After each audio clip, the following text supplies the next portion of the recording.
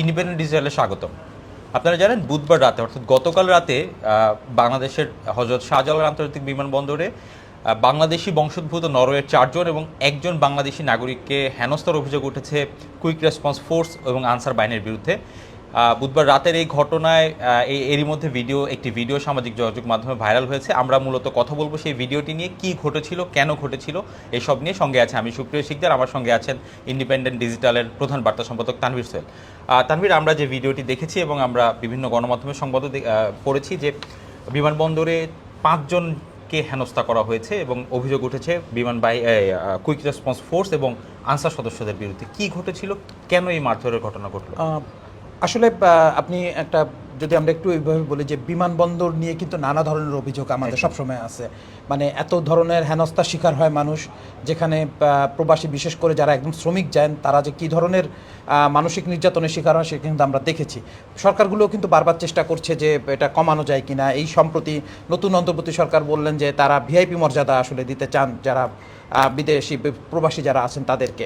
একটি প্রবাসী লাউঞ্জও খোলা হয়েছে। তো সব কিছু মিলায় তো আমাদের মানে আমরা ওই অর্থে বললে যে বোঝার বয়স থেকেই শুনে আসছি যে বিমানবন্দরের সেবা উন্নত করতে হবে, কিন্তু সেখানে দেখা যাচ্ছে যে উন্নতর পরিবর্তে আজকে যে ঘটনাটা ঘটলো সেটি কিন্তু বেশ ভয়ঙ্কর। যে একজন যাত্রীকে মেরে রক্তাক্ত করে ফেলানো, তাই না? মারধর করা, 4-5 জন মানুষকে হেনস্থা করা এবং একজনকে পুরো মেরে রক্তাক্ত করা, এবং সেটি যারা করছে তারা আসলে সেখানকার নিরাপত্তার দায়িত্বে থাকা বা বিমানবন্দরের দায়িত্বে থাকা লোকজনই কিন্তু এই কাজটা করেছে, আনসার করেছেন এবং হচ্ছে আপনি কি যেটা কুইক রেসপন্স টিমের কথা আপনি বললেন সেটা করছে।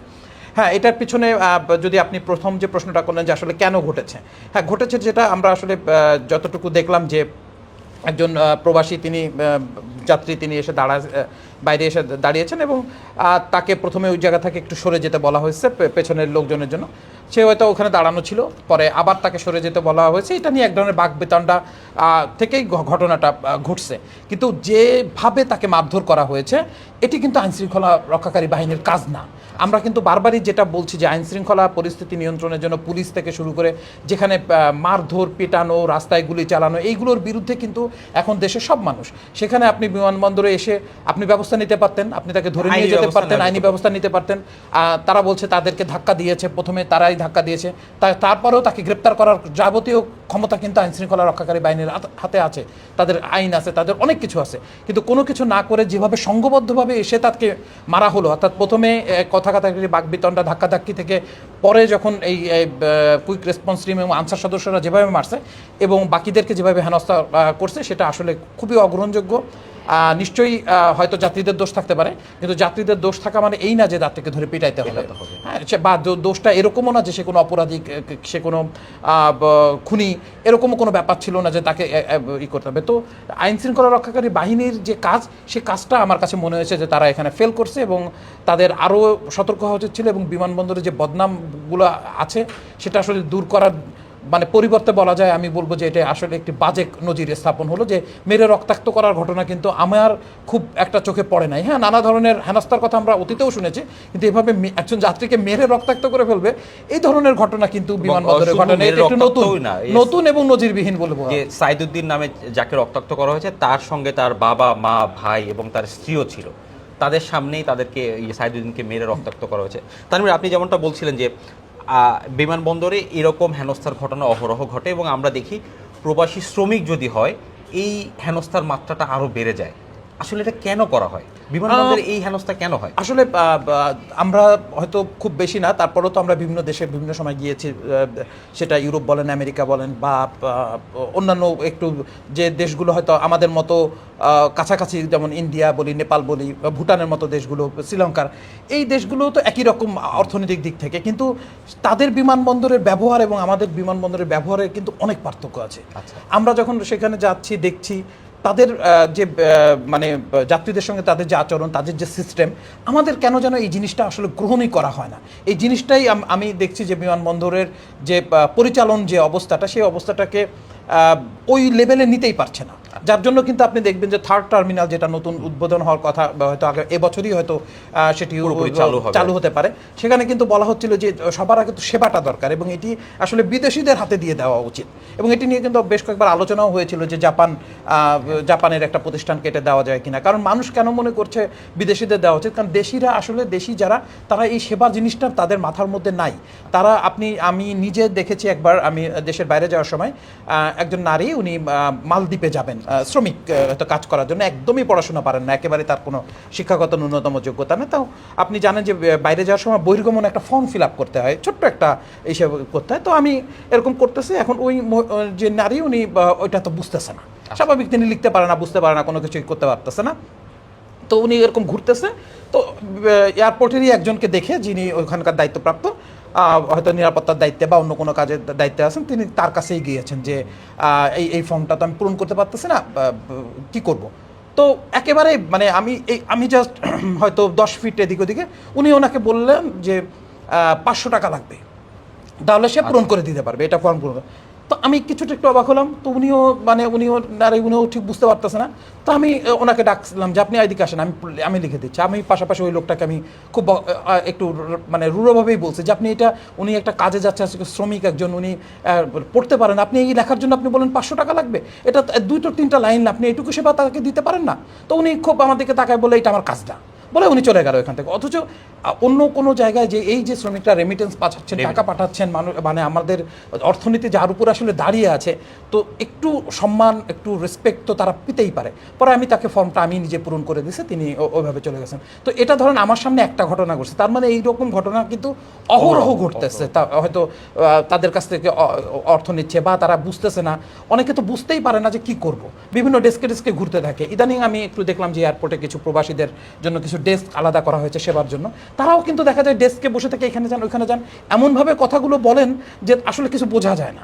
খুব ভালো করে তারা বুঝতে পারে। এই লাস্ট আমি গত বছরের মাঝামাঝি আমি যখন আমেরিকাতে গেলাম, আমি দেখলাম যে ডেস্ক কাজ করছে, কিন্তু ডেস্কে হয়তো একজন লোক আছে, তিনি এমনভাবে ডিরেকশন দিচ্ছেন যে সেই ডিরেকশন আসলে তারা যে খুব বেশি ফলো করতে পারেন, কারণ যিনি শ্রমিক তিনি হয়তো ওইবারই প্রথমবারের মতো এয়ারপোর্টে, সে কিছুই বুঝে উঠতে পারে না। তো এই জায়গাটা আমার মনে হয় সেবার জায়গাটা বাড়ানো দরকার প্রচণ্ডভাবে, এবং এই ধরনের মারধর, খারাপ ব্যবহার এটা একেবারে টলারেট করা উচিত না।